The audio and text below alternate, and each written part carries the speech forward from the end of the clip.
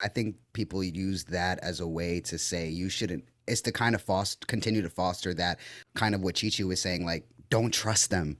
See, they're racist. They want to hurt you. And look at what they're doing. Like, they're putting all this in the community. Don't you care about your own community and the people of color? And look, they just don't want you to have a bigger population. It's fear mongering, is what it is. And it kind of works in a sense because, like Chi Chi was saying, like, us people of color, we don't really want to go to the fucking doctor because look at how birth control started. And maybe Frogan could talk more about this. Birth control, when it was first started, the pill, they tested that on Puerto Rican women. And in Puerto Rico, they literally were testing. That's how they came to the concoction they did. And they were killing women over there and making women sick, testing it on them to see if they would work before they gave it to white women. And the So, initial IUD as well with mhm. Black women. Thank you for joining us, Rogan. Thank you, Soy Milk. I'm glad to have you here. And Jesse, and you said Micah, yeah? Yes, yes. Welcome in. Glad to have you all here. Let us, well, I guess I just told everyone your names, but bring us your pronouns and what do you do here, like on the internet? Feel free to go ahead and introduce yourselves. We'll start with Soy Milk if that's all right. Hey, yeah, that's fine with me. My name is Soy Milk or Chi Chi or Chi. My pronouns are they, any neopronouns, and he. I do like a lot of cozy gaming and also do like socio-political talks about gender, sexuality, romanticism. And I do it in a space where I have a lot of minors in my chat due to the types of games that I play.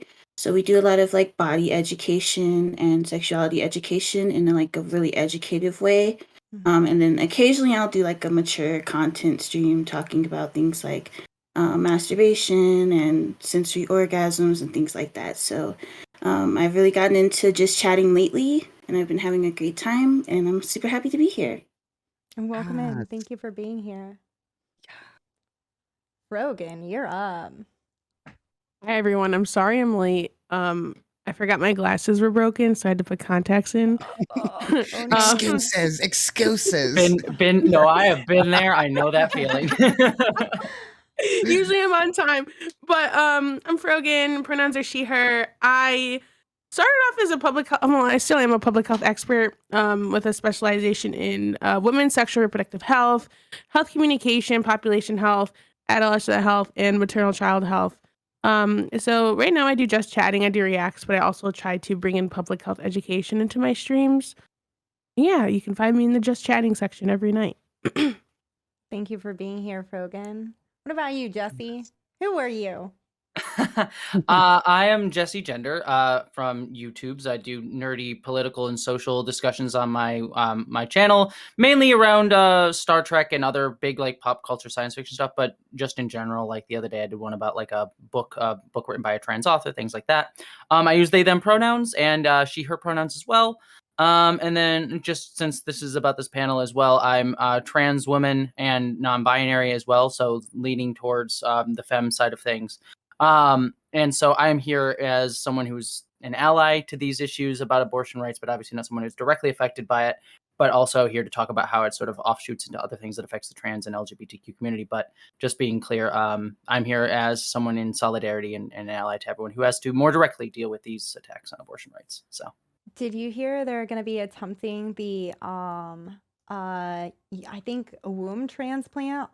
I think it's the second one. Oh my gosh, I'm so I did. excited, so nervous. That is really cool. Also, there was a really good. I mean, Turfs got all upset about it because, of course, they did. But there was a trans woman who started breastfeeding as well, too, which is also Oh, really, really cool. there you go. Using which is absolutely awesome. So yeah.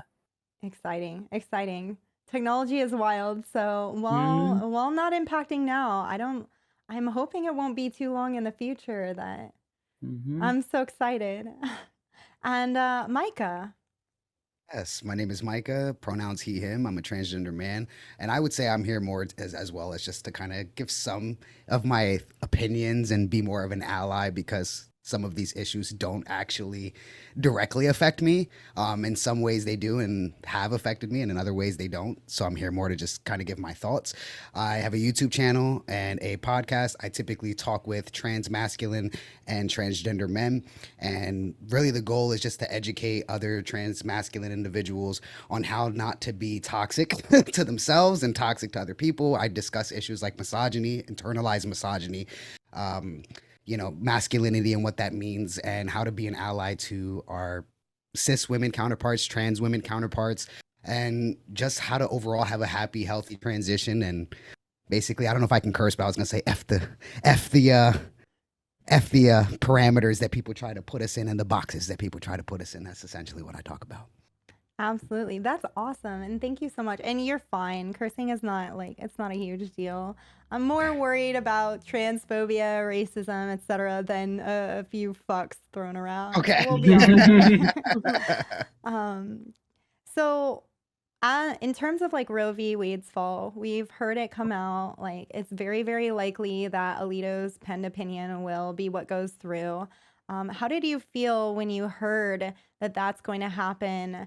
And what does it say to you about the state of the United States? Was that like a general question, or are you asking? Yeah, just an opening question to get your feelings out there, like your thoughts, what comes to mind. If you want, I can start, but anyone can take it up. Honestly, I think that's the attack on women. I actually came across what a meme, I guess, is called last night, where they were talking about trans women in sports and calling, misgendering trans women and just being overall assholes. And I'm like, they're like, this is an attack on women. I'm like, dude, this is an attack on women. This Roe versus Wade, saying, well, you know what? No, now you can't have an abortion, or you can't do this because, I don't know what the whole problem about it is. And it's just like constantly trying to control other people's bodies, more specifically women's bodies, on what they can and cannot do, and some trans men and stuff like that. But I have different opinions on that I'm sure we'll get to later on in the chat. But that's the attack on women, is saying you can't do this, you can't do that, and we're going backwards in the rights that women have fought so hard to have. That's the attack on women. Let's talk about that. Absolutely. I know some TERFs have been really vocal against trans women, but then I think J.K. Rowling being the very visible one that people have been really like, hey, where are you on this issue? Meanwhile, you're so busy attacking trans women. And I'm like, trans women understand what's going on in terms of their own bodily autonomy. They're going to a lot of trans women are going to support people's bodily autonomy. Not all trans women. I'm sure there are the occasional trans woman out there that might be a little weird about it. But in general, I don't think that that's your concern. So I definitely hear you on that.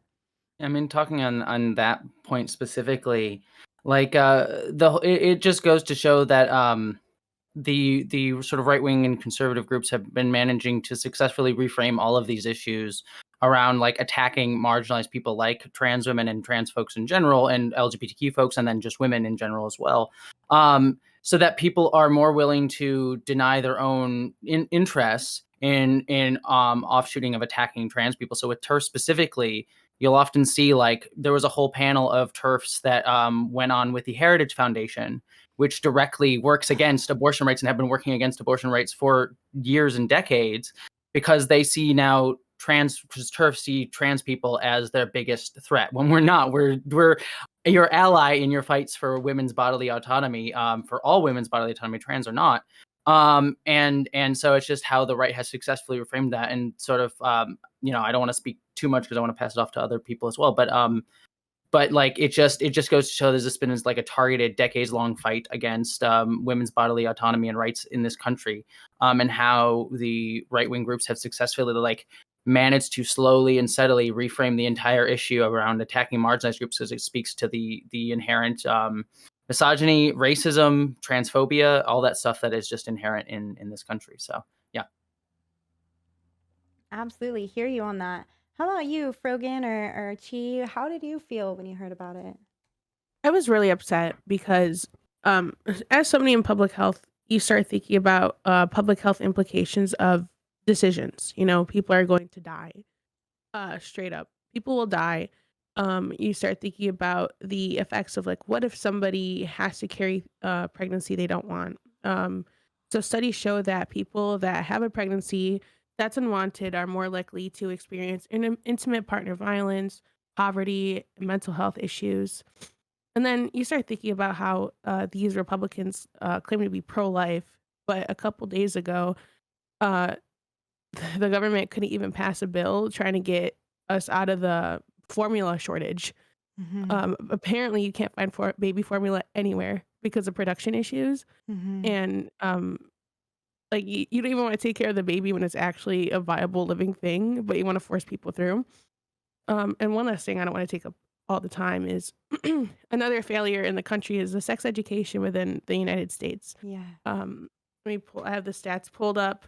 Um, so only 39 states in DC mandate sex education, and of those states, I think only 29 of them require it be medically accurate. So it's like, what the fuck are they teaching What? kids? It's like, Oh what the fuck no. are you teaching kids if it's not medically accurate?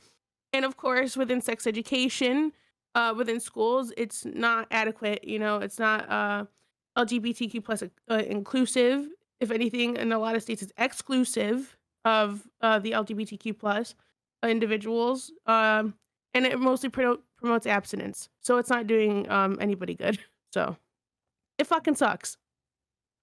Absolutely.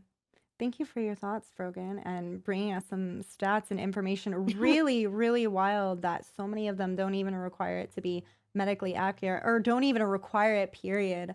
And Right. occasionally we talk about just the sex education that we've been taught, and everyone know abstinence only doesn't work. Stop doing it. And that leads us into some of these unintended pregnancies that are happening. We need to deal with reality rather than being in our moralizing stance, wrapped up all in religion. So Right. thank you And for that. oh, one more stat. I think they said that if abortion is outlawed, 60% of people will lose access to abortion, or 40% of people will lose access to abortion right away. So, Yeah, because of the trigger loss. mhm. Yeah, it's absurd. It's absurd. Oh, And they're it's so already sort of with why am I blanking on his name? Minority leader, Senate, who's already hinting at starting to ban abortions nationwide if they regain control of government in 2022 and 2024, which is great. yeah. I saw that It's the push McConnell. for the There we go. nationwide ban would be horrifying. Um, Absolutely horrifying. Mitch McConnell, yeah. Oof. Soy Milk, we haven't got your thoughts. What was your kind of like initial reaction and where you're at now? Um, I look at it more from like a minority perspective, considering like I have a lot of Black friends who are dealing with just a lot of stress about the situation. And I think it's very unfortunate and it's very sad. I'm infertile due to like a medical issue.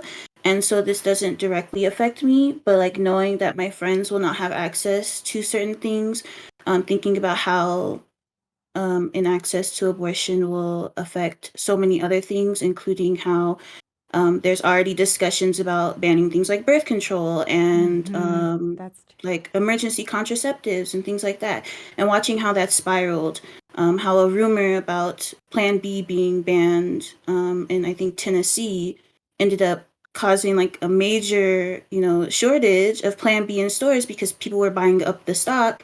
And what does that mean oh, when Plan B expires? And so it's like a lot of things about me being concerned about the risks people are going to take involving an unwanted pregnancy, and how I think Frogan mentioned this already, but like they don't care about after the baby is born. There's never been any care for children in the foster care system. There's never been any care for people who experience poverty, children who are experiencing poverty and homelessness. And I think that that's where it should start, but that's not what's ever going to happen. It's never going to start with sex education. It's never going to start with taking care of the kids that are already alive. And it's very frustrating and very angering, even though this is not something that affects me directly, because I know how much it's already affecting very, very close friends of mine. Absolutely.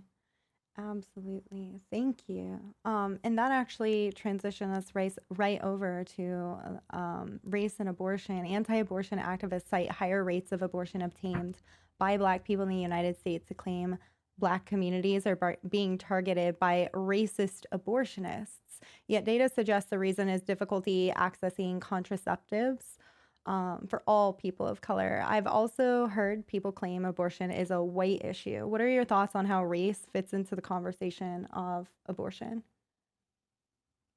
Can I go? Absolutely. Take it. So, so I actually worked within a primarily Black community before I transitioned to Twitch full time.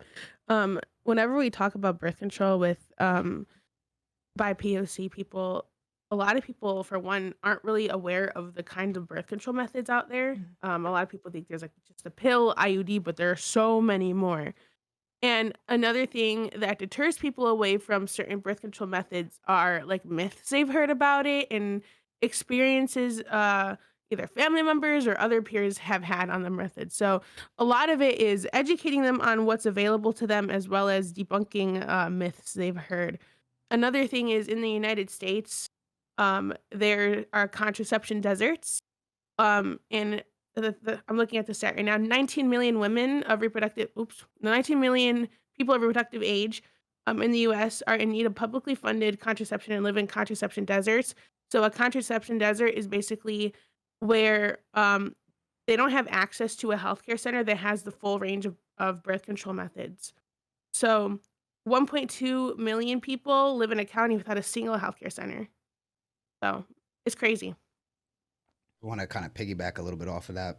As a person of color growing up, when you had said earlier about there was no like sex education, really, like I remember in school, like not learning anything about my body, not learning anything about how that works. And it's interesting how there's no sex education. There's no education on the wide variety of contraceptives, but even all the wide varieties of contraceptives are put on women or people who can get pregnant to take and do. And then they'll say, well, you can take birth control. You can not have sex. You can do all of this. All of this is your responsibility as the person who can get pregnant to deal with.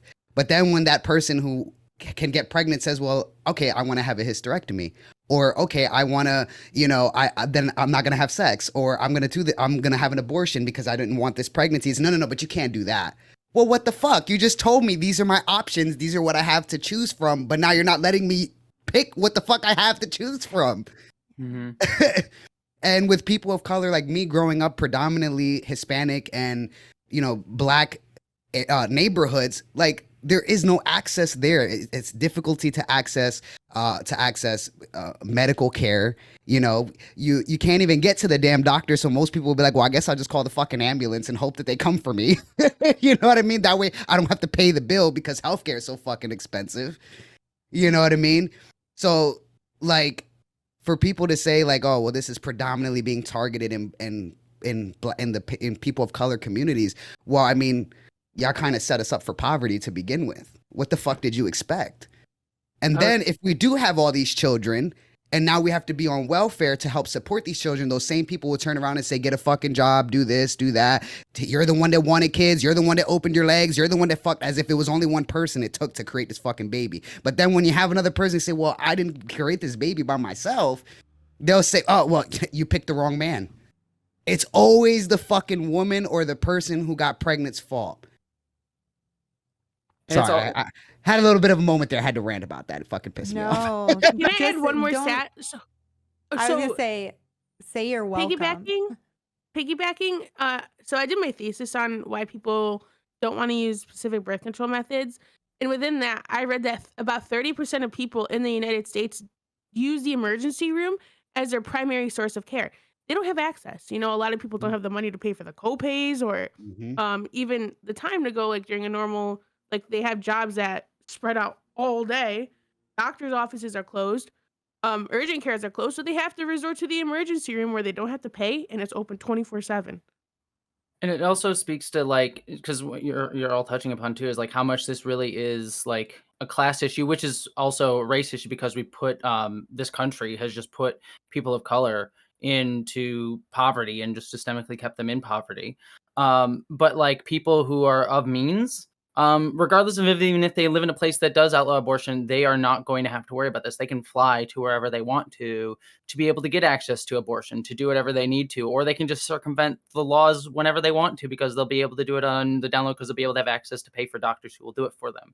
So it is also a class issue. And then this is also where we see like even regardless of Roe v. Wade being struck down, how even before this it was using class to target people who wanting abortion access. I mean, you saw with Texas very clearly the abortion, the horrible abortion anti-abortion law that they put there, where it was people anybody could sue somebody. And if you were the one suing somebody for getting an abortion, if you heard about them, you could get your money back even if you lost the case. But if you were the person that was targeted for that, you would have to still pay all the money even if Yeah. you won the case. So it's still hitting people with poverty. And then that's the same and then just to sort of side shunt just a little bit, that's the same tactic we're seeing being used against other people in other places, like with schools using teaching quote unquote teaching, not actually teaching critical race theory or things like that, where it's like talking about race in an honest way. People can sue these school districts and the school districts have to face the cost. And that will honestly, because a lot of places that'll be talking about this will be lower income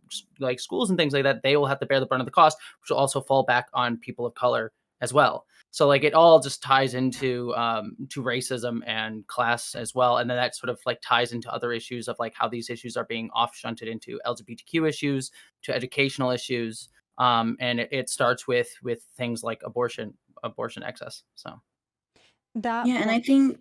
Oh, I'm sorry. Go ahead, Lumi. No, Sorry. take it. I was just gonna say, I think it also there's also like a component of just institutional like distrust for medical systems that's just being largely increased by things like this. I have a lot of friends who, and myself included, prior to my medical issue, trying to get a hysterectomy because I knew I did not want kids, and having these things, questioned and having my doctors not really believe what was going on with me, and not really having doctors listen to me about the types of birth control I wanted to use or things like that because they thought that I didn't know what I would want for my body. And I know, like, a lot of my friends, in having conversations about access to really any type of reproductive health care, have mentioned how, in general, they just don't trust these systems. It's why a lot of Black women are turning to things like doulas and having at home births, is because we don't.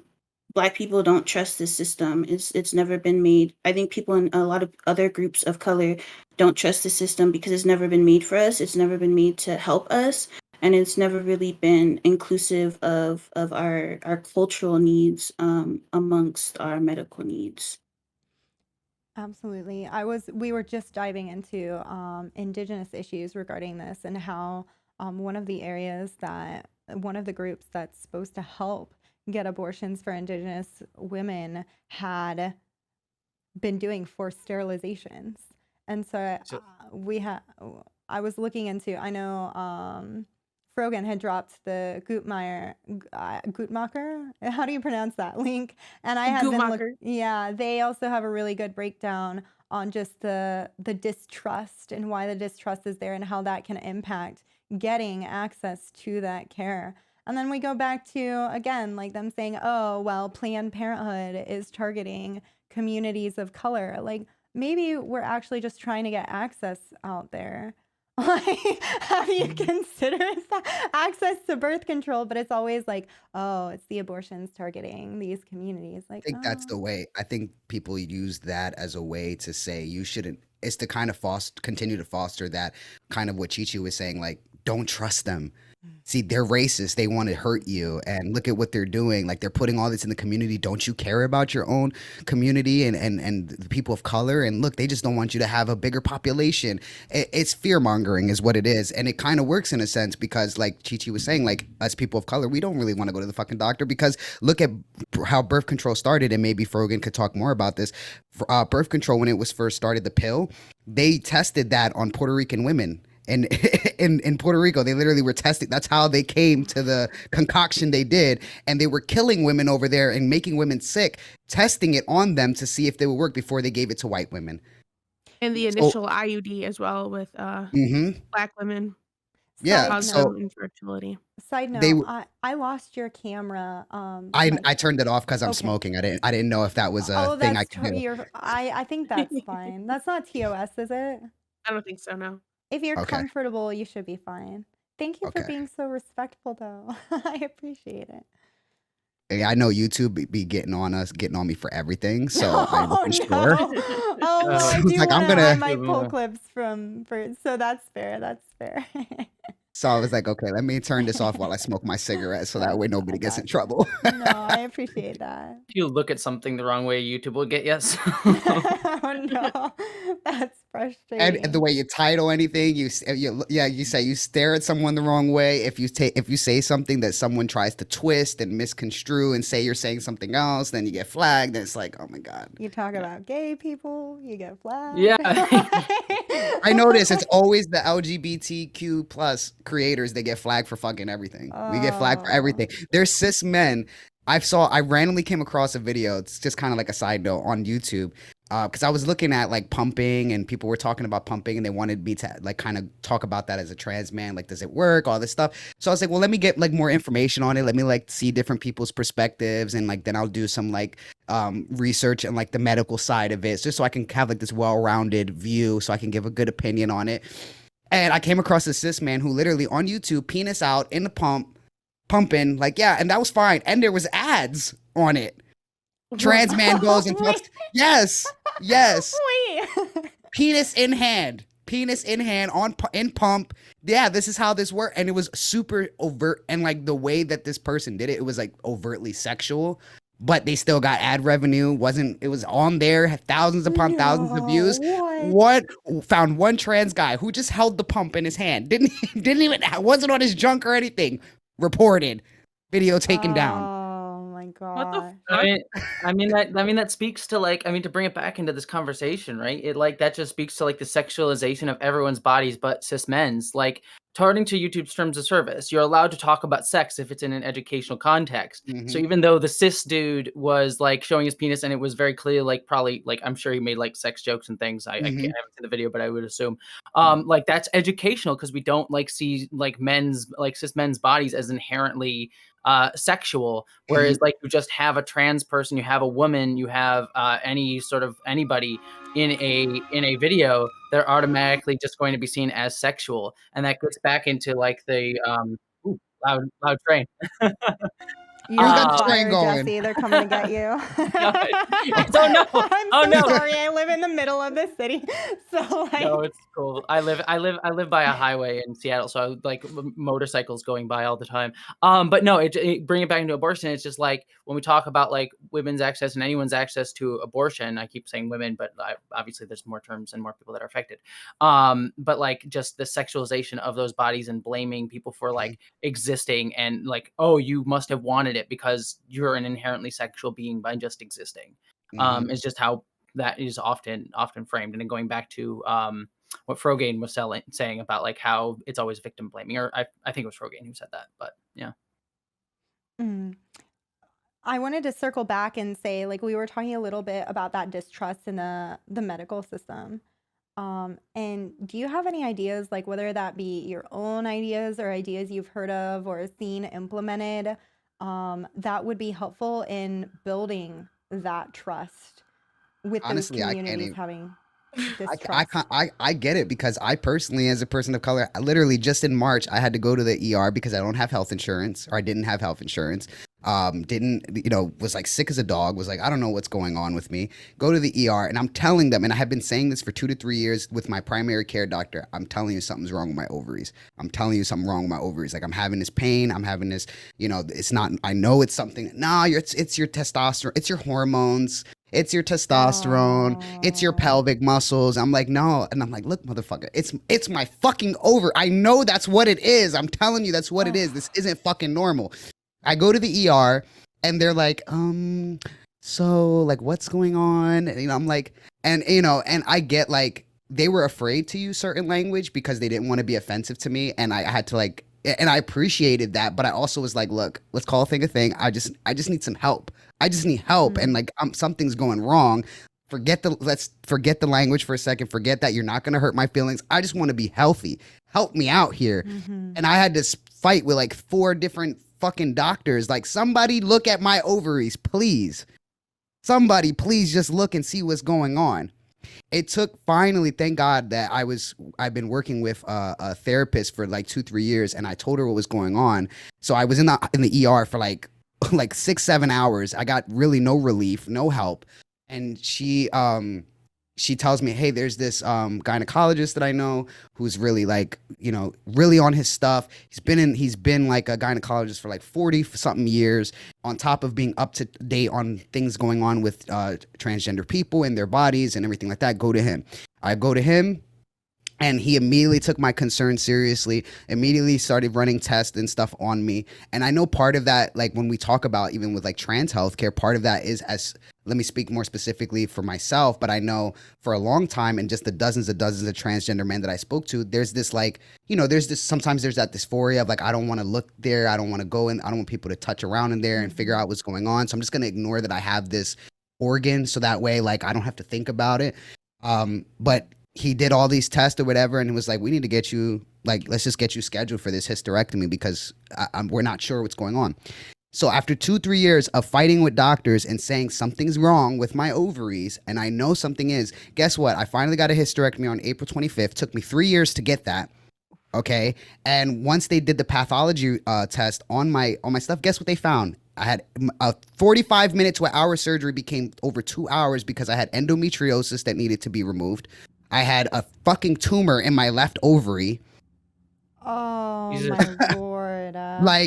Like I had cyst pockets, I had blood, all this shit. And I'm like, I've been telling y'all, I felt vindicated, but I was like, I had to suffer for 2 to 3 years for someone to take this seriously.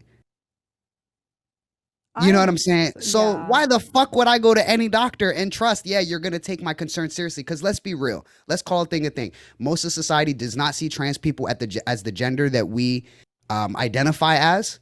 Okay. And so in all actuality, when these doctors were hearing me, they heard a woman who was complaining about problems that didn't exist. It was dismissive. It was, oh, it's your hormones. You're probably hysterical. Oh God, that's what it is. It's fucking you're what is that called? You have some hysteria going on. There's nothing wrong. No. You're a young, healthy person. Like, get the fuck out of here. That's what it comes down to. So why would I trust I can't even sit here and say, yeah, trust your doctor and go to your doctor when I did that for years and nobody listened to me. I don't know if Chi-Chi can do that as a person of color and but that's some real shit. And unfortunately, I go to these doctors and it took for me to go to a place that was more LGBT friendly and he had a lot of information, but like it took honestly for me to find black doctors, people of color who actually were taking me seriously, because the white doctors, the old white men, old white cis men, they didn't give a fuck about me. So I'm hearing maybe like getting more doctors that understand like the experience, are black, are Hispanic, are like just doctors. But it's cyclical. It's cyclical though. It's not gonna even the people of color who want to go to school, they can't afford it, or they want to go and they want to get into these types of fields. Like we're at a disproportionate disadvantage. We're at a disadvantage. My public school system was horrible. Like our public schools are horrible when you look, because why? Yeah. The communities in which these schools are in are poor, and it's by design. So how can we get more black and people of color black and brown people into doctors and into these institutions who actually give a fuck about their people when they don't have the resources to do it. Huge agree. Mhm. Exactly. So I used to do research on this as well, and pathway programs are really important, especially for people wanting to go into medicine, because minorities are like it was said, put at a disadvantage. From poverty to like whenever you're in college, you have to do so many fucking things, like extracurriculars to get into medical school that people don't have time for, especially when they need to support themselves and their family. You know, so people like that I've worked around, like other physicians, said that pathway programs need to be implemented from the start of elementary school to get these people into the medical field. But I don't know if it'll work or not. I'm sorry, what's a pathway program? So I genuinely don't know what it would entail, but it'll basically support the people from elementary school and beyond to get into medical school, to get them into medical school.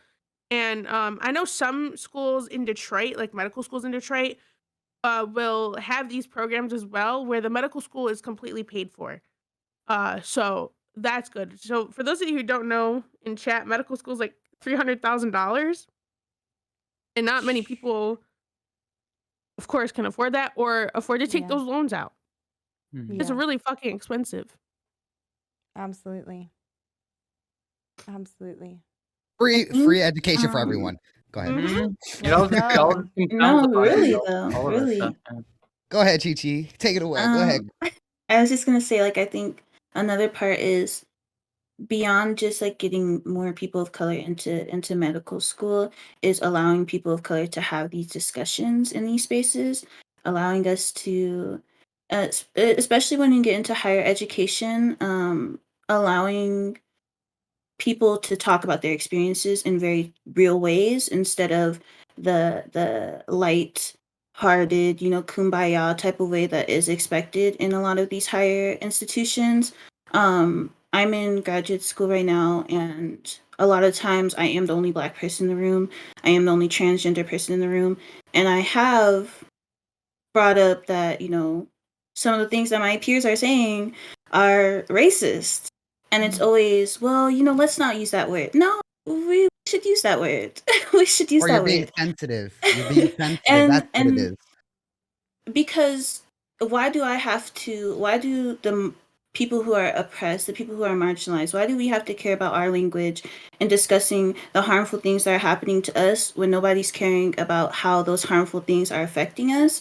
And I think allowing people to get into a space where we can talk about, medical racism, medical misogynoir, and be able to call those things what they are and talk about their effects in very real ways, I think could empower more people who are wanting to be allies and don't necessarily know how, to be able to do that, to get education, to maybe get fired up, to be radicalized. And I'm using that term loosely to like within the context of the medical field, to want to make change. And then, not punishing people who do bring these things up.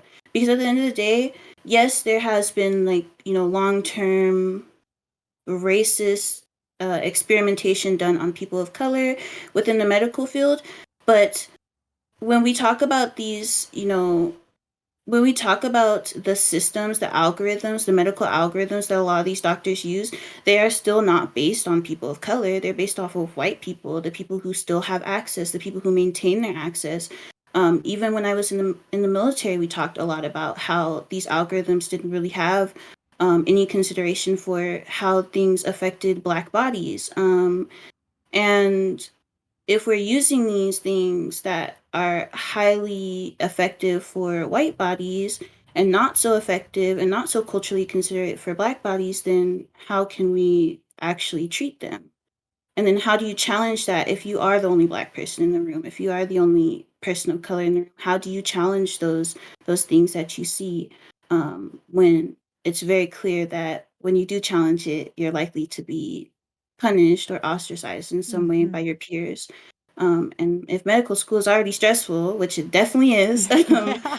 you need that support and you need peer support. and that's just going to contribute even more to those negative feelings that a lot of people have about the system. That alienation. And absolutely. Exactly. Absolutely. A lot to tackle. A lot to tackle. Thank Also, you. like, I want to say it shouldn't be the responsibility of people of color. At the end of the day, it's the obligation of people in power to put these things in place. We can't ever expect marginalized people to fight the system on their own, because that's not ever how it's going to work. That's not ever how it's going to be successful. People in power have to start doing things and not just compromise. I'm talking about stand your ground on what you believe in, and however that's necessary, however you can support people. If you can't do it in the, in these political discussions and these policy discussions, open your freaking wallet. Pay True. people. True. Give people Yeah. money. Give people money to have access to things. Give people money to go to school. Give people money to provide community care, because community care is huge. Like, community care for and I it's not to say that I endorse things like, sharing medication and things like that, but at the end of the day, that's what people have to do. Marginalized people have to share access to whatever they have, because it's so unequal. I felt that. I felt that right there. I'm like, yeah, thinking back to those times of sharing testosterone. Oh no. Oh wow. Yeah. I felt that shit. I know many trans people that share estrogen because some can't afford it, some don't have access to it, some can't get it Mhm. prescribed. Sucks. Access to education and the healthcare system, huge. Absolutely. So in terms of like trans issues gaining, like as trans issues have gained visibility, people are reworking their language around abortion to include everyone that might need access. I've heard language that gender neutralizes, which I think I caught Frogan using a little bit earlier. For example, like abortion is a human right, or adds on, this is an attack on women, non-binary people, and trans men. And also language that creates new language meant to do like a combination of that. The most controversial I've seen is like birthing bodies, that a lot of people have been kind of cringing at. And I even ran into someone who uses birthing bodies in person at a protest. I thought it was a meme. It's not a meme, just so you know, or at least the meme exists in the real world, like offline. So that's the thing. But do you have a preference on these? How have you felt about these shifts? Are there any that you don't like? Like, kind of lighthearted question here. Can I start? Hit us with So- it. So I help create an intervention to make birth control more accessible for people.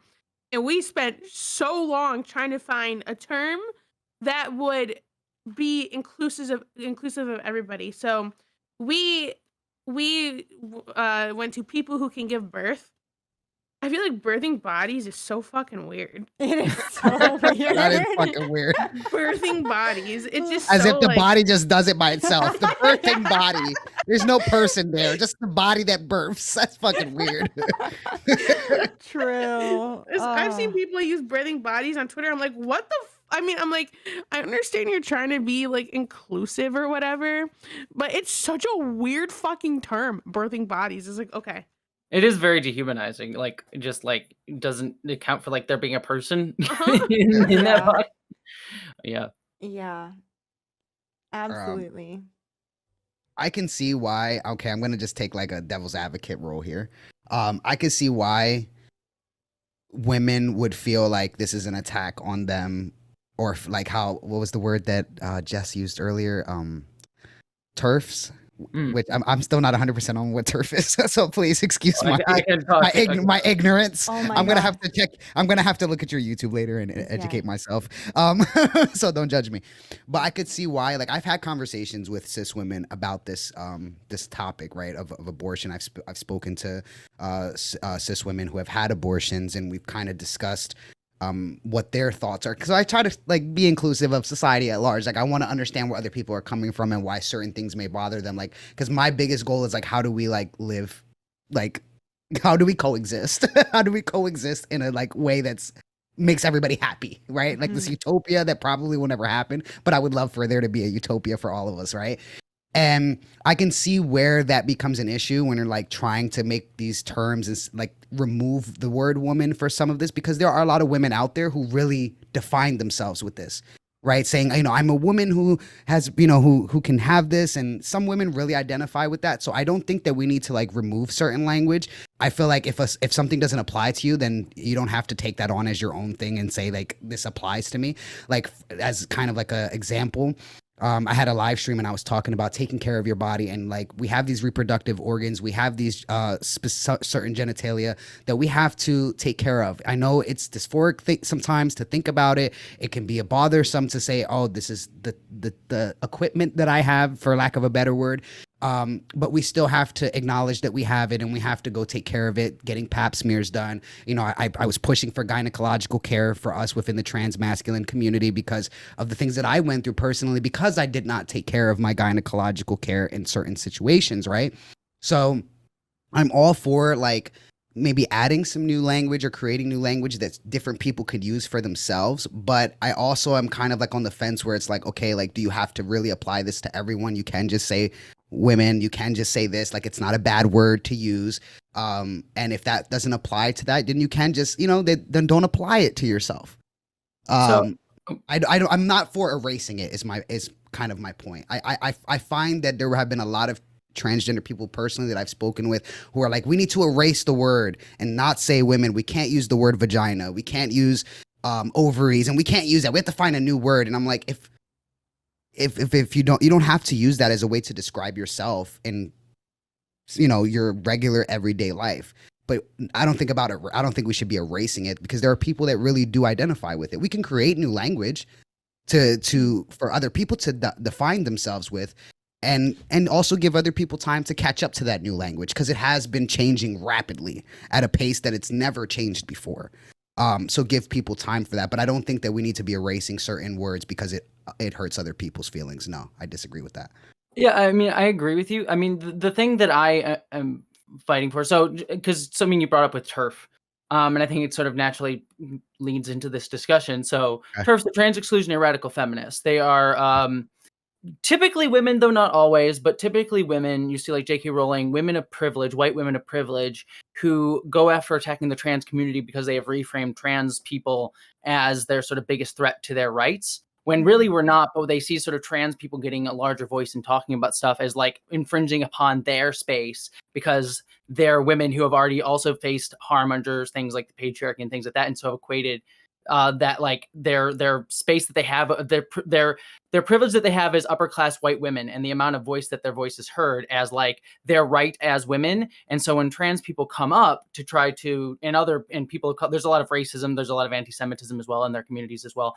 That when trans people come up to try and also be included in that discussion, because we are also marginalized, more marginalized in that discussion, they will attack trans people because they see it as an attack on their privilege. Because many TERFs and gender critical feminists, they also call themselves gender critical feminists, have equated their womanhood with their privileged experience of womanhood.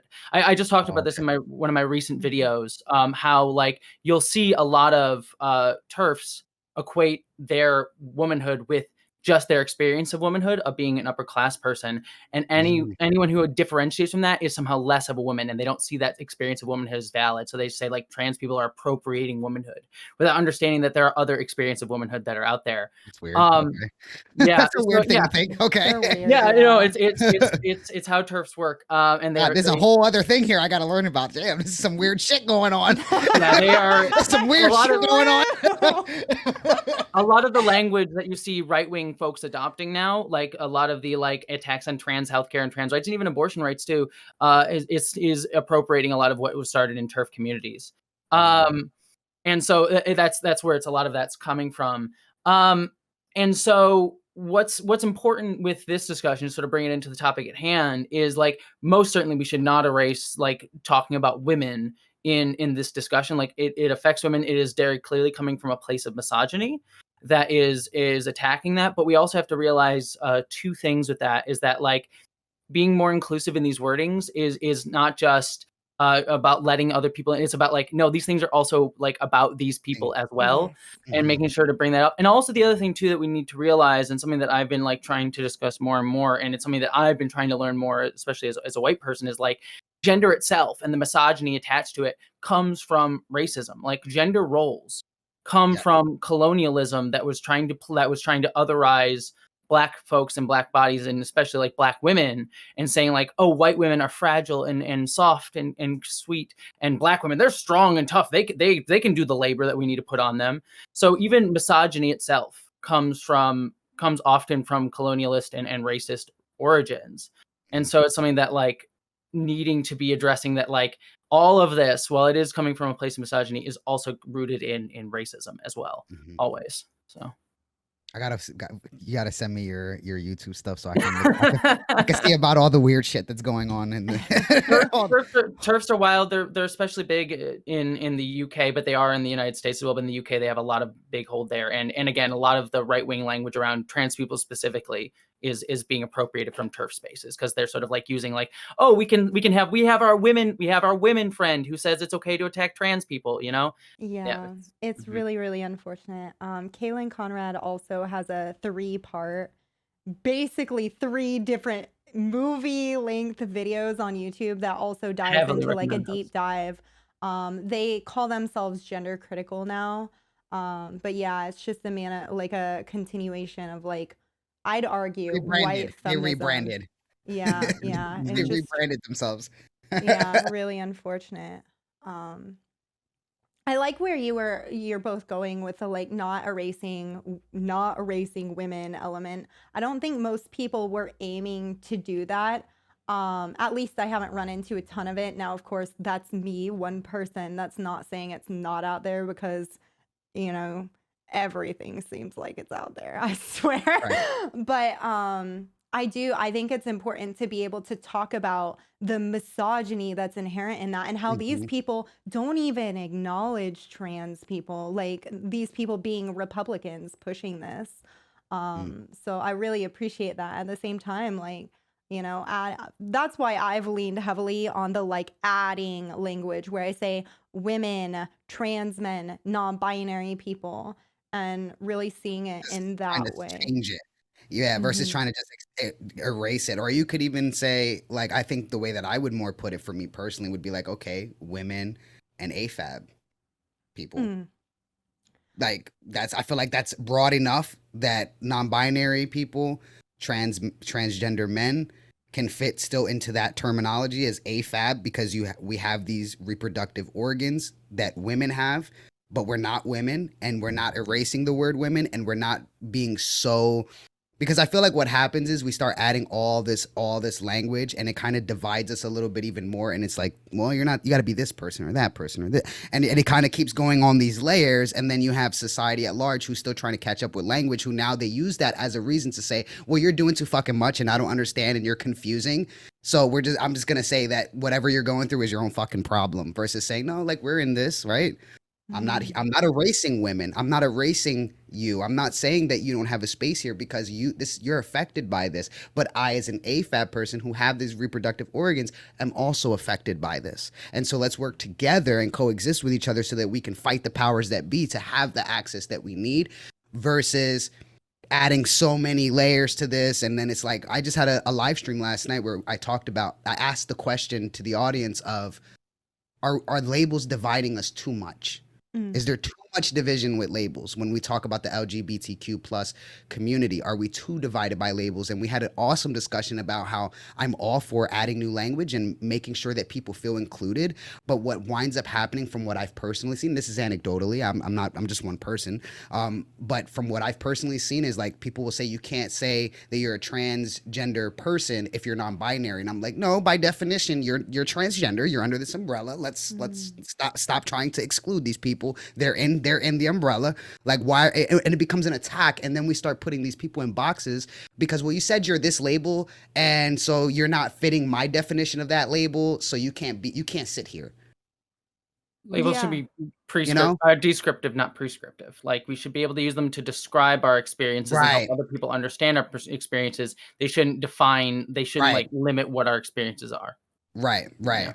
So it was a great discussion though. Just like throwing it That out sounds there. like Shameless it. shameless plug. Shameless plug. Yeah. So one of the directions I've personally gone on this is like I think a lot of different ideas are going to come up, and yeah, I think language is a big thing in the LGBT community, like LGBTQIA community. You know, for example, I'm really sensitive about the term AFAB personally, but I recognize a lot of people might not be, because I noticed that a lot of people were like wanted to call me that, or like were very like, okay, yeah, you're non-binary, but like, are you AFAB or are you AMAB? And I'm like, is that your fucking business? At the same time, when we're using this language as a way to reach out to particular communities, it's not like you're Mhm. going around pointing at Lumi, AFAB, AFAB was born with a vagina. Like that's not what's happening.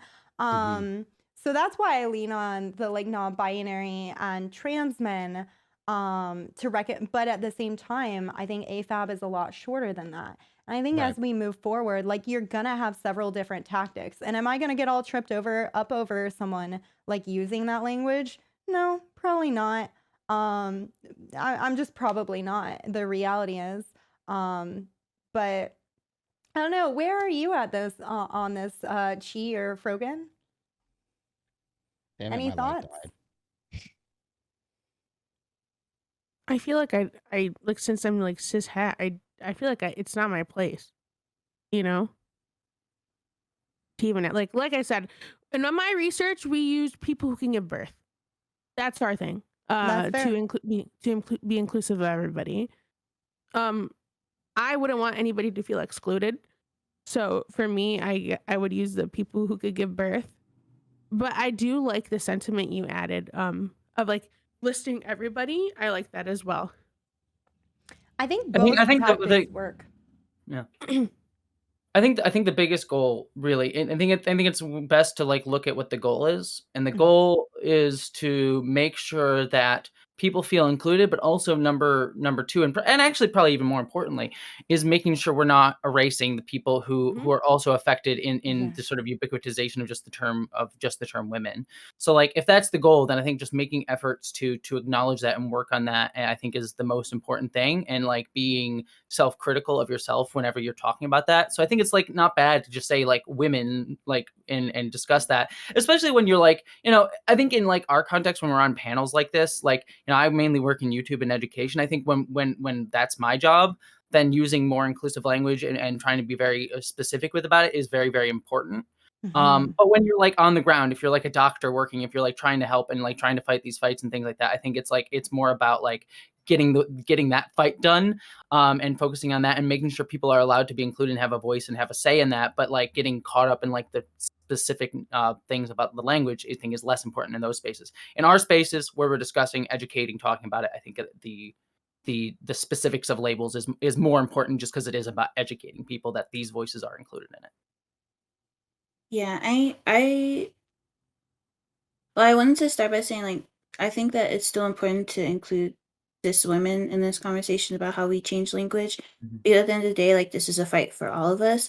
And True. even though you know being cis people have more power than trans people, I think it's still important to include everyone in this conversation, everyone who's affected, and make sure that we're talking about how these words affect us. Because like and I know Lumi, you and I talked about this before, and for Black women specifically, having been stripped of our womanhood, and I say our because I do still have the Black womanhood experience, this Black sisterhood experience, even though I don't identify as a woman. Um, we have always been stripped of our womanhood, and to have that taken away again is very divisive and very triggering. And so when I see a long time ago, I would have said, don't call me a woman, don't say I'm going to women's health, don't, you know, don't say none of that. But like now that I'm more secure in who I am and recognize the experiences of other people and have a capacity to decenter myself when necessary, I don't really care too much about the language. Like I'm here to, if I have to go to women's health, then I have to go to women's health. You know, I'm not here to always, you know, discuss my gender identity. Sometimes I'm just hurting and want to get care. I definitely agree with you, Jesse, that within educated spaces, it's important to make sure we manage our language, and then when we're on ground, not so important. I just think that it's important to consider the historical context of womanhood, what that means to people, what that means to people of color, especially Black women, because that's something that was stripped, and therefore a lot of, now that it's back, now that we have it back in our grasp, a lot of Black women do hyper identify with womanhood, however that means for them, and that could mean that they don't want to use they don't always have the capacity to use inclusive language all the time. And I see it a lot on Twitter, like when I see white cis women use non-inclusive language, I don't really see as much attack on them, but I think a lot of people expect Black women to like always understand and always correct themselves. And I want people to not correct Black women so much, because that's very clear that they don't understand the historical context of what womanhood means to like Black women. And so this is like just my personal opinion I'm putting out there. If you are someone who goes out of your way to like correct the language when people are sharing their emotional experiences, I don't know that that's actually necessary at the time. I think it's important to consider like how that person is feeling, the context of what they're saying, and also recognize that like not everyone is trying to be exclusive in any way. Sometimes, you know, we live in a binary world. I catch myself all the time using binary language. So to like, you know, challenge or target people directly because of the language that they're using, I don't know that it's always necessary. And I think sometimes just fighting the fight is a little bit more important than talking about how that language affects me. But that's just me personally. Huge agree. Oh, sorry, Lou. I was gonna bring. Sorry, chat hasn't got to say much. I've seen two people in chat say something that I really, really like, and I use often when we start talking about like lesbian and gay. Can there be he, him lesbians and all this stuff like that, right? All these like silly, kind of spicy topics that the right wing like to like lose their shit over. Like language is a tool. Use it as a tool for people. Don't fit people into it and freak out over it. And I think that we zoom in on like how can we include people in this language and how is that possible? But then also being able to be flexible on it and use it as a tool as it works, and then like toss it and say this isn't something I've got to worry about when you're building coalition with people that have larger concerns. I think that's like really, really powerful. And we were talking about education earlier too, like access to even knowledge of like language that is inclusive can be a privilege and come from education, right? Like someone like I am able to articulate like I am a assigned male at birth, transgender, non-binary, demi woman, bisexual, like I have all these words, but that's because like I had the time and access to like learn and educate and like do like read books about queer experiences and stuff like that. There are people who don't have the access to that or ability or time because they have to deal with so many other things. So there, and again, it usually comes down to people of color, Black women, brown women, other people in like disadvantaged spaces that like don't have access to those words. And we want to make sure that we're inclusive of them. So like when we look at someone and maybe like, you know, with my highfalutin educated mind, like I'll be like, oh, they're like a trans non-binary, but they were just like, I'm just a woman, or I'm not a woman, or like whatever. It's like we want to make sure that like be allowing those people to define themselves and talk about themselves and just listen to their experience, I think is the most important thing, and not get bogged down in trying to assign them boxes. Again, it as Limmy was saying, like it's descriptive, not prescriptive. Like our world, which so wants to commodify everything and say like, all right, let's smack a label on it and shove it out the door to be consumed. That's what we want to do, to just try and limit what something can be. It's like no word's ever going to define the totality of an experience. So listen to what the experience is, and then maybe apply the language and provide the language to that person if we can, that if it'll help them, but don't let it define what they are and what we allow them to talk about or articulate or have to deal with. Absolutely. And to kind of give like my thoughts real quick on the he him lesbians, I have met transgender men, which kind of piggybacks a little bit off of what Chi was saying about some people really have had these experiences that they don't want to let go of. Like it is a part of their identity as a whole, or as Jesse said, as a totality of that person. It's hard to let go of certain words that described us at one point in time and say, well, now I can't use that word because this society at large is saying that it's no longer me, but I identified with that for so long, and it describes an experience that I had for so long that some people don't want to let go of that. I have met transgender men who are like, I still feel this a kinship to lesbians because that was the community I was a part of for so long. I don't want to let go Mm. of that word. I don't want to let go of Mhm. that community. I don't want to be excluded from that community because it's all I knew for so long, but now they don't want me there. You know what I mean? So Absolutely. it kind of goes back to what Jesse was saying as well, is like, let people describe themselves how they want to, but don't try to make, oh, okay, you check this, but well, you're a man now, so you can't use this and you can't use that, and we're gonna check this box off. And like Chi said, like, just let people have their experience and let people call themselves what they want to call themselves, and describe themselves however they want to describe themselves. It literally does fucking cost you nothing to respect someone, and it literally costs you nothing to let people be how they want to be. But see, people take these words that are meant to be descriptive and say they're mine now, Mm-hmm. and you can't have it. It's like, it's a fucking word. You don't own it. You don't own this It's, fucking word. it's what TERFs do. They say womanhood is this, and they define it that way, and you can't have it. I mean, it's what everyone does, but like it just go fuck to yourself. connect it to what we were talking about earlier. Yeah. Go fuck yourself. Absolutely. Not you, but the Turks. Go I know you meant. with something hard and sandpapery. Go fuck yourself. No. Oh my god.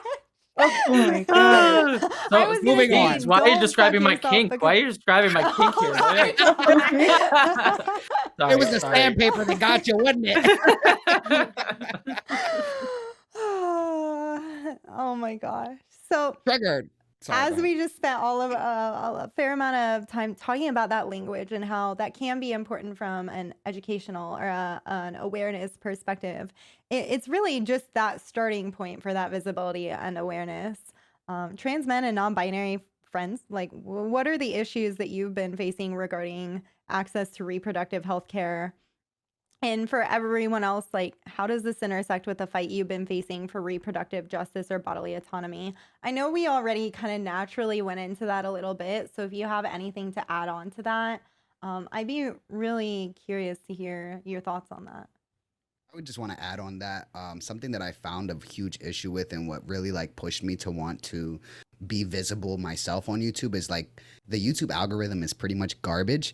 And I feel like there is a lot of underlying racism as well within the YouTube algorithm. When I was looking to even collab with other people of color who are transgender men, like, it's like almost non-existent. You only ever see white transgender men, and like my experience is not the same as a white transgender man. The things that I experienced, I was not expecting to experience when I started transitioning. I wasn't expecting to be harassed by police. I wasn't expecting to be a threat to people. I wasn't expecting to, have to deal with so much internalized even misogyny, because of my culture and what I was raised with. And I didn't really get those conversations within YouTube space looking for other transgender men. And so I really just wish that if anyone's watching this live stream and you are a person of color and you are a transgender man, like, like, be more visible, like, be willing to share your experiences and have conversations, because it's so important that we be able to see these different experiences and have that. Because at the end of the day, as human beings, we all just want to like have somebody to relate to. We all just want community. We all just want our tribe. And I think that's why we also have this language, is like, okay, where do I fit in? Where's my tribe of people that understand me and that I can vent to and I can share these things with? And I just wish there was more visibility in that way for the trans masculine space. But in terms of like issues in terms of healthcare, I think, the language we have is great, and we have to just keep expanding upon that and discussing these issues that we face as transgender men, not having access to reproductive health. And I think part of that does fall upon ourselves as well, for not seeking that help because of our dysphoria, because of the language, because of that. And like, I totally get it, because and not all trans people have dysphoria. Like, let me just say that, because I hate that fucking conversation too. But just, side note, but I wish that there were other, people of color who are trans men who are like, yeah, like, I go to the gynecologist and it's okay, and it's okay to love yourself, and it's okay to take care of what you have. And like, so I try to be that person now, but like, I feel like I need some help here. We need more trans men of color who are talking about their experiences and normalizing us like accessing that care, going to get that care, or attempting to get that care, and just speaking about our experiences and being more visible. Absolutely. Yeah, as like I'm agender, but like I'm very lucky to have the GYN that I have because we don't talk about gender. We don't talk about none of that. Right. Do I'm this there to thing. get That's my it. I'm Yeah. there to get my pussy fixed. You feel me? Like I'm not there Yes. to I'm not there Yes. to I'm not there to have a discussion about like what gender means to me in this Right. space. Right. I'm there to get my GYN issues resolved, and I've been very grateful to her because she uses the language like when it's necessary. Like she mentions my pronouns. She knows my pronouns. She knows that I'm agender, and she talks about that when it's necessary. She writes it in my notes and stuff like that. But outside of that, we don't have discussions about that. So for me personally, it's more just the overall women's health issue, the overall misogyny ingrained in that system, the overall distrust that physicians have in women's capacity to make decisions about their bodies that extends to me because at the end of the day, I have the same anatomy as a woman. I am often perceived as a woman, so I get treated as a woman in those spaces. And so I think I like having the conversation about this, but for me, it has never been specific to my gender. Absolutely, yeah. Legit. Like from the non-binary perspective for me, one of the things I did get gender reaffirming breast reduction. And I was really, really nervous about going in and getting done. And also there's like a certain idea of what non-binary looks like, right? So I kind of felt pressured to go further than I wanted to, but that wasn't my community doing that. That wasn't my family doing that. There's like, again, I think maybe this ties into some degree as to what Micah was getting at with that like discomfort, my own discomfort of, oh, to be properly this way, I need to, maybe completely get my breasts removed. And I didn't feel comfortable with that. And I'm glad I didn't go down that route. I think in terms of like gender identity, it's just been like super good and wholesome, but maybe that's my particular medical care. But you have moments where I had a doctor come in and say, "So you use pronouns?" And I just laugh and I'm like, "I love you." Like, yes, I use pronouns. That is true. I love it when people are like, I don't use pronouns. I'm like, okay. Yeah, I'm sure you don't. But yeah, I definitely hear that in terms of like the gender issues because I literally had this mole that was changing colors on my foot and I was really scared about it. And I was like, like I Googled this and Google will tell you everything's cancer and I know that. But I went into my doctor and she was like, "Well, if this is giving you anxiety, we can cut it off, but I'm not worried about it." And I was like, "Oh, if this is giving me anxiety, like, yeah, I guess I'll go with the sure, just like cut it off. That's fine." And they sent it for testing and it might be melanoma. And she was like, "Oh," and I'm like, "You literally were like, I'm not concerned about it, but if it's giving you anxiety."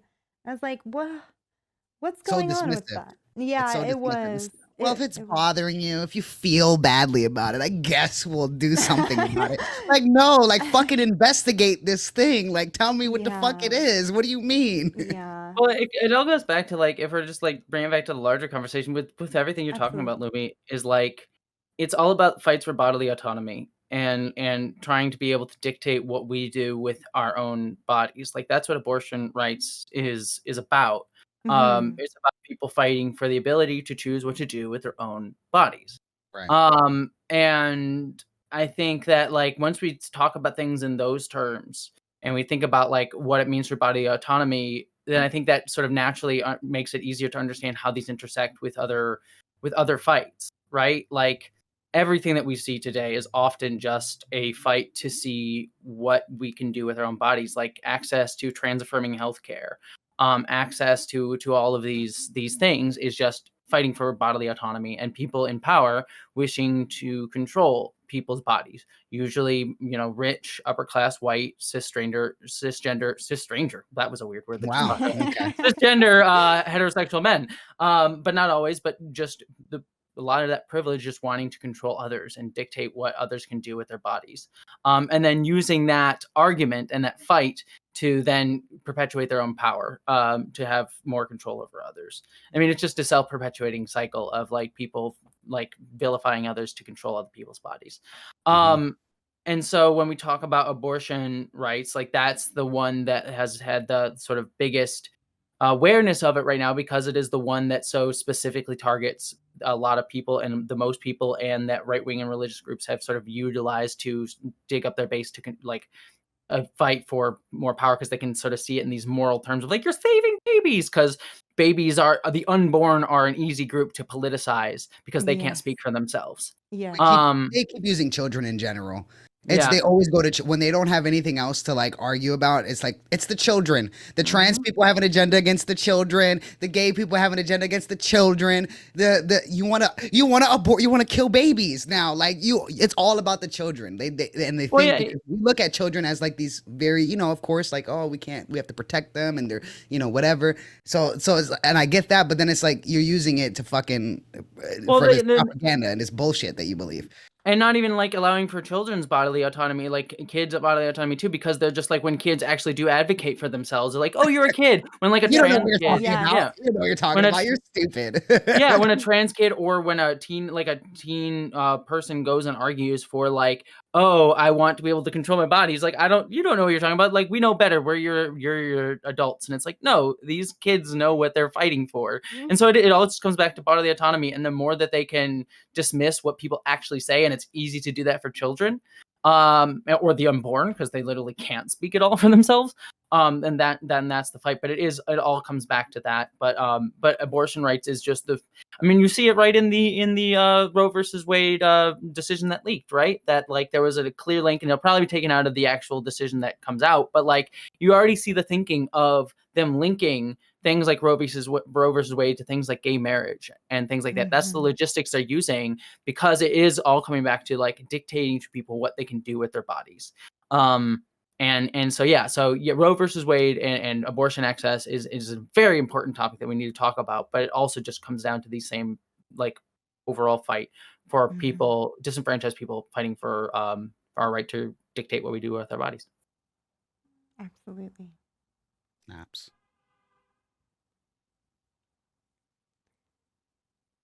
Silence. That was an awkward ass silence. It's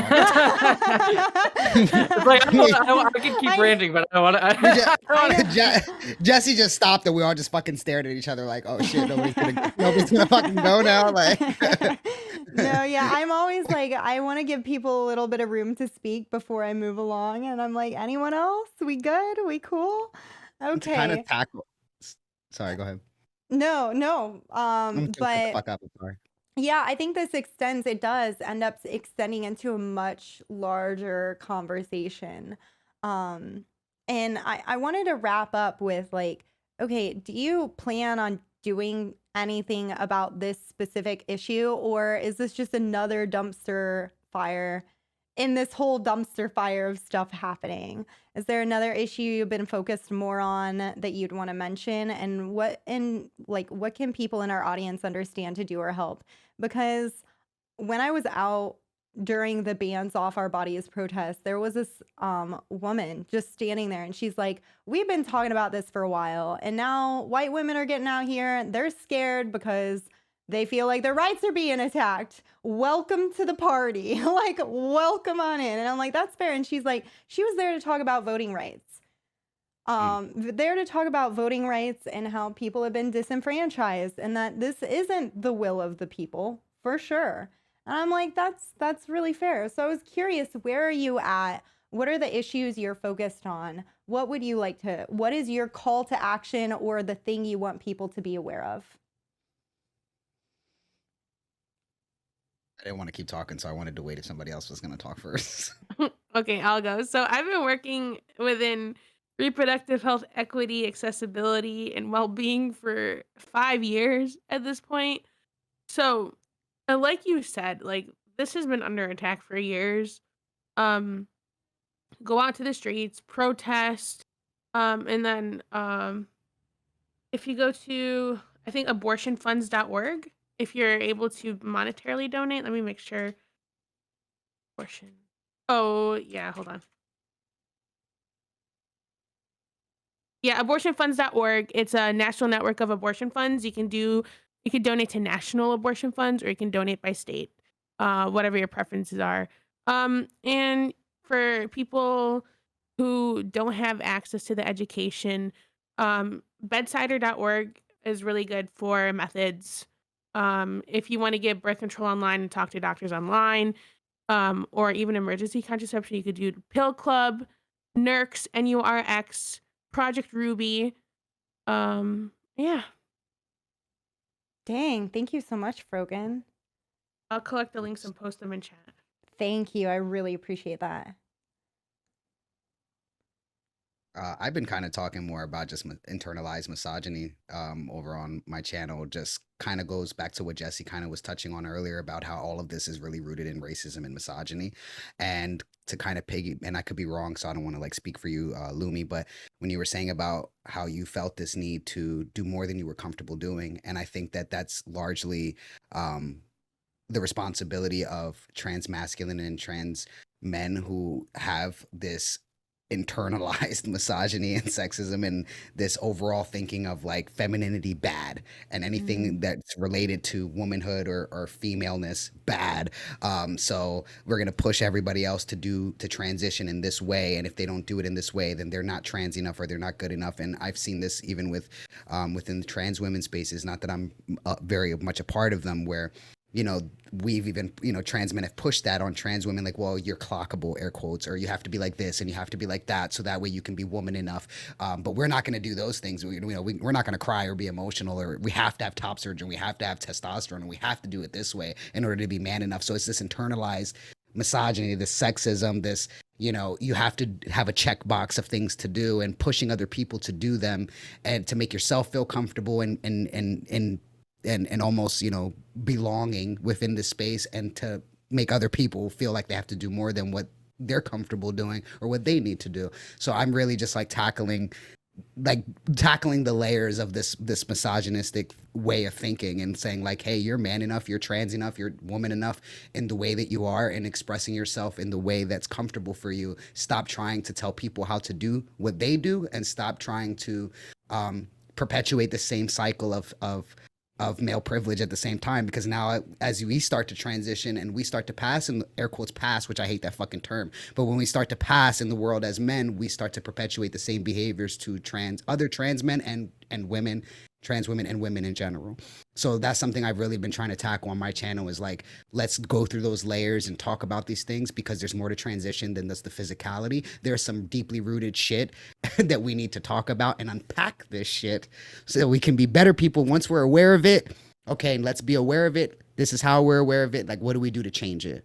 And so that's really what I've been trying to do over there, because I'm just one person, and I'm like, what the fuck can I really do other than that? That's my contribution to society. That is totally fair. And I worried about this question for that exact reason. Is we kind of had this chat right before this panel at the beginning of my stream. Like, you are one person. While I want your ideas, I want your calls to action, like those pieces of unpacking that like internalized misogyny or oppositional sexism is really like, that's an important piece of this all. So thank you so much for your thoughts on that. I guess I'll sort of jump off of that, because I have something similar in terms of call to action and things that like I'm thinking about. I'll give people some homework to sort of look at and think about. So to touch upon all these issues that we talked about today, I think one really good video that everyone should check out is Lily Alexander's "What Is a Woman" video. It's a really great video. I highly recommend everyone check that out, because it goes into the history of how gender is often rooted in colonialism, and sort of discusses all that stuff. And it touches upon all these issues that we talked about today. So go check out that.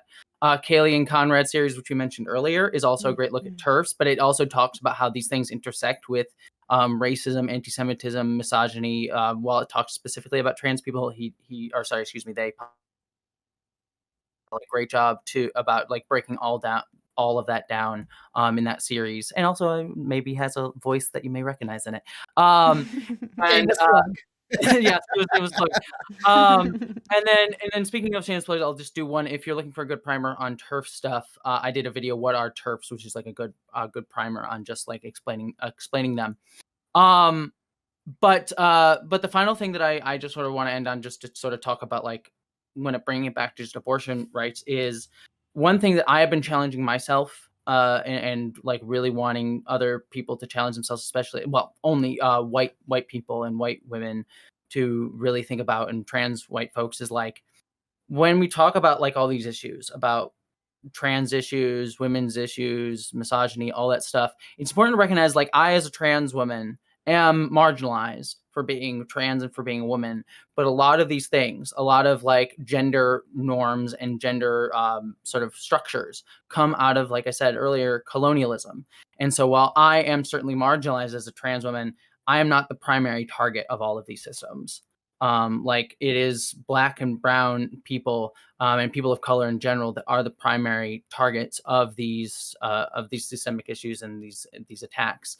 And so I think it's on all of us, if we like are trying to be good allies and actually discuss these issues. We cannot centralize white voices and white people in this, and it's something that I'm challenging myself to do better about, because I know I'm not great at it all the time. But I just challenge that to everybody to do better about. And so that's what I'll sort of leave as a call to action to white folks, especially listening to this panel. So Yeah, I think what I feel is give people space to be angry about this, and also get angry yourself if you're not angry about this issue. If you're not angry about any type of systemic oppression, if you're not bothered by it in any way, then that's something that you need to look into and understand why you're not bothered by it. This is something you should be angry about. This is something you should be vocal about. This is something that everyone should have the space to be vocally angry about. And I think allowing yourself to feel these emotions and work through those emotions can help fire you up to kind of continue this fight. Find community. If you're cis, find communities that are open to having discussions with cis people. Never demand education. Never demand knowledge on what people's experiences are. Same with if you're a cis man, make sure that you enter spaces that are welcome to having you, and just take in what they say and take it seriously. I think I'll piggyback off of Chi and say, yeah, absolutely. That anger is so important. Grab that anger, feel that anger, and roll with it. Make it push you. And then I know I've been feeling that anger, and piggybacking off of Jesse, going to the protest and seeing, like, yeah, I was impressed with, there were a lot of women of color up there speaking, and like speaking to how this impacts Indigenous people, how this impacts, different communities. But then I looked around and I'm like, considering DC alone, like, a lot of the crowd was very white. And I was like, why? Like, why is that the case? And challenging myself, like, okay, how do I understand, like, the rhetoric around pro-lifers claiming this is so-called, Black genocide? How do I, like, start moving forward in a way that's including other people in this movement, and also not letting people use people of color as a bludgeon against them, like against themselves and their rights, because that's just deeply fucked up. And I just have to thank you all so much for showing up to this. I really, really appreciate it. It's been like an hour and a half panel, and I really appreciate you all coming on so much and making the time. It means a lot. Let yourself shout yourselves out. Where can we find you? Who are you? Again, who are you? Where can we find you? Where can people get in touch with you, see you, what you're doing online? I guess I'll go first. I'm Chi Chi, or Soy Milk, or Chi. You can find me on Twitch at Soy Milk. You can find me on Twitter discussing a lot of these issues at Soy Milk as well. And occasionally you'll find me on YouTube as well as Soy Milk. So everywhere is just Soy Milk with a P. Don't forget the P because it's important. Thank you, Soy Milk. You can find me at twitch.tv/Frogan, and all my socials are on my profile. Thank you, Frogan. I'm Jesse Gender. You can find me mainly on YouTube doing Jesse Gender stuff. To self-promote, like I said, go check out Lily Alexander and Kaylee Conrad's videos. They're great. And for myself, I just did a video about Manhunt, which is a trans book that TERFs had a moral panic over recently that I was very proud of. So check that out. And I got some cool other videos coming out. Lumi, you might find this interesting. I have a 5-hour video about a 5-hour video about the A next generation. documentary.